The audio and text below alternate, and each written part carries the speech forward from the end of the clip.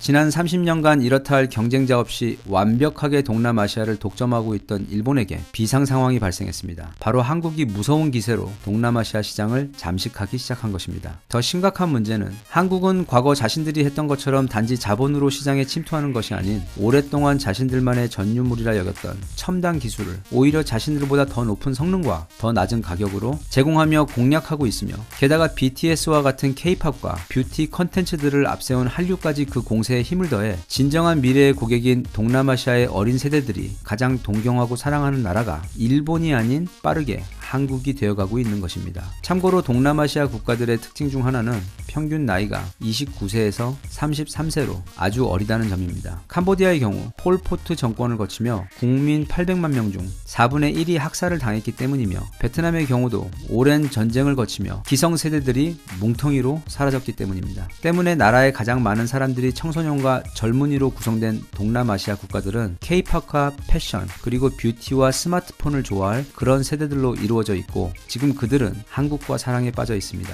동남아 시장에서 현재 일본은 빛의 속도로 한국에게 밀려나고 있는 상황입니다. 게다가 현재 우리 정부는 신남방 정책이라는 경제 전략을 통해 아주 공격적으로 동남아시아 시장을 공략하고 있어 앞으로 불과 수년 후면 한국은 일본이 지난 30여 년간 공들여 만들어 놓은 알짜 동남아 시장을, 그것도 그 수확 시기 직전에 가져올 것으로 보입니다. 베트남 같은 경우 이미 가장 선호하는 나라가 한국입니다. 베트남 사람들은 압도적으로 한국에 대해 우호적입니다. 저 같은 사람도 베트남에 가면 한국 남자 버프를 받아 꽤 인기를 끌 수 있다는 이야기를 심심찮게 들어왔습니다. 베트남의 대학교에서 가장 빨리 신설되고 또 가장 빨리 신청이 마감되는 학과도 한국어 학과라는 이야기도 자주 전해지고 있습니다. 과거에는 거의 100%에 가까울 정도로 일본 차밖에 없던 베트남에서 올해 가장 많이 팔린 승용 자동차 1위와 2위는 모두 현대차입니다. 게다가 현대차는 현지 대표 생산기업인 탕콩과 얼마 전 손을 잡았기 때문에 이 기세는 더욱 강해져 내년에는 1위부터 5위까지 모두 현대 기아차가 차지할지도 모릅니다. 현재 상황으로 볼 때 그런 예상은 전혀 무리가 아닙니다. 그리고 박항서 감독님 덕분에 현재 베트남에서 한국의 이미지는 그야말로 최고입니다. 얼마 전 베트남 현지 언론에서 조사한 인물 영향력 설문에서 박항서 감독님은 압도적인 표 차이로 베트남인들이 가장 좋아하고 믿는 사람으로 뽑혔습니다. 2위는 감독님의 제자인 베트남 대표팀 축구 선수였습니다. 삼성은 일찌감치 불안한 중국을 떠나 베트남으로 스마트폰 생산 공장을 옮겼습니다. 작년 한 해 동안 베트남에서 생산한 삼성 스마트폰 수출액은 무려 70조 원에 달합니다. 베트남 국가 전체 GDP가 260조 원입니다. 그것의 거의 4분의 1에 육박하는 매출을 삼성이라는 기업 혼자 제공하고 있는 것입니다. 삼성 없었으면 베트남 GDP는 190조 원대로 훅 떨어지게 되는 것입니다.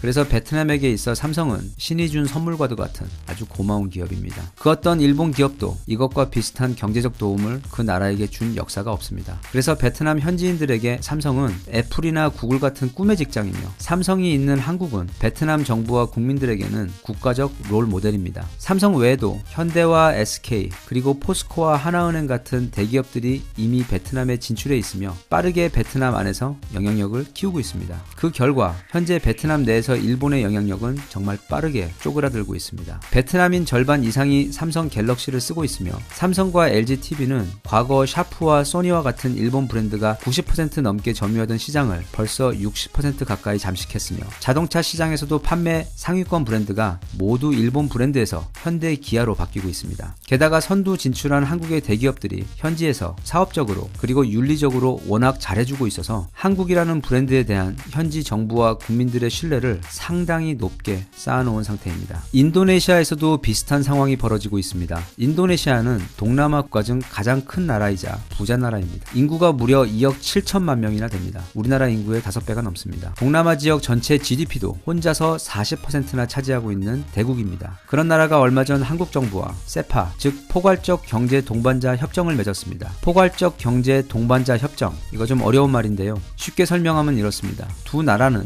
서로의 성장을 돕는 친구가 되어 서로 도울 수 있는 것은 적극적으로 도와가며, 주요 수출 품목에 대한 관세도 낮추는 것이 아닌 아예 없애버리고, 나아가 기술력이 낮은 쪽은 적극적으로 상대에게 일감을 몰아주고, 대신 기술력이 높은 쪽은 그렇게 수주를 하여 수익을 챙기되 일을 진행하며 기술력 지원을 아낌없이 해주자는 그런 아름다운 관계가 바로 세파입니다.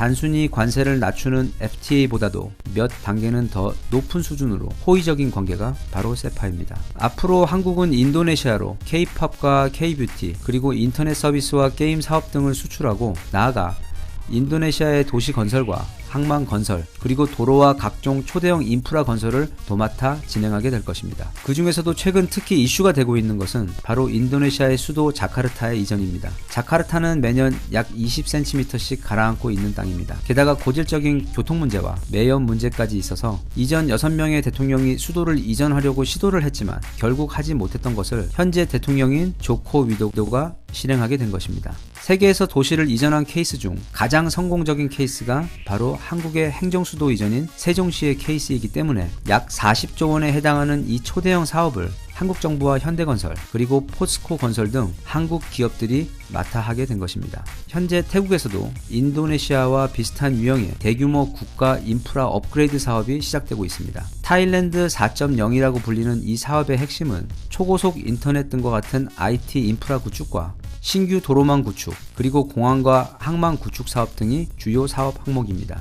모두 한국이 세계 최고인 분야들이고 이미 인도네시아에서 이와 비슷한 초대형 사업들을 수주한 상태이며 그 이전에 말레이시아와 싱가포르에서 지난 30여 년간 일본 독점이던 초고압 해저 케이블 사업을 최초로 한국의 LS전선이 수주하였고 삼성과 현대 그리고 하나은행이 베트남에서 성공적으로 뿌리를 내리며 지금껏 일본 독점이던 동남아 시장을 깨고 빠르게 영향력을 넓혀가고 있는 상황이기 때문에 전통적으로 가장 일본에게 우호적이었던 태국 역시 주변국들처럼 한국으로 돌아설 확률이 아주 높습니다. 영상 앞부분에서 말한 것처럼 지금 동남아는 아주 핫합니다. 하지만 바로 그 동남아에서 가장 핫한 것은 한국입니다. 우리나라 사람들은 한국이 얼마나 대단한지 얼마나 쿨한 나라인지 잘 모르는 것 같습니다. 그래서 동남아 국가들에게 한국이 어떻게 비춰지는지 잘 모르고 있는 것 같습니다. 한국은 머리도 세계에서 제일 좋아서 세계 최고 대학들에서 수석을 싹쓸이하는 나라입니다. 그리고 세계 수학 올림피아드와 과학대회에서도 우승을 싹쓸이하는 그런 인재들이 사는 곳입니다. 올림픽 경기 중에서도 특히 레슬링, 유도, 펜싱, 양궁, 사격과 같이 싸우는 종목들 하다못해 스타크래프트나 롤, 오버워치, 배그, 서든어택 등 온라인 게임에서도 그게 싸우는 게임이면 전 세계 연합군까지 모조리 제쳐버리는 무서운 나라가 바로 한국입니다. 단지 온라인에서만 그런 게 아니라 실제 국방력도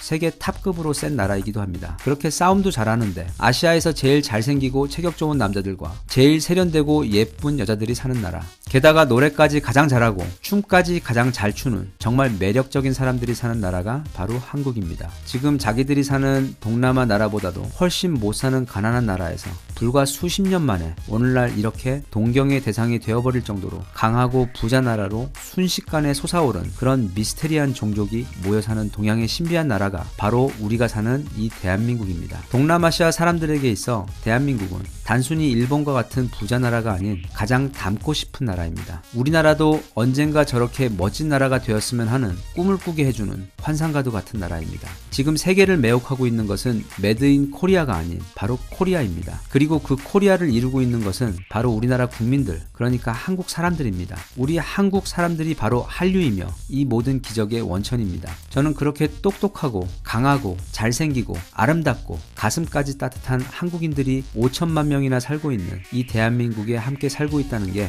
너무도 자랑스럽고 행복합니다. 이 영상을 보시는 모든 분들께서도 지금 자신이 밟고 서 있는 이 땅이 얼마나 대단한 곳인지 자기 주변에 있는 한국인들이 다른 나라 사람들이 보기엔 얼마나 미스테리할 정도로 뛰어나고 쿨하고 멋진 민족인지 아시고 저처럼 자부심과 행복을 느꼈으면 좋겠습니다. 대한민국 만세. 감사합니다. I've got this feeling I'm feeling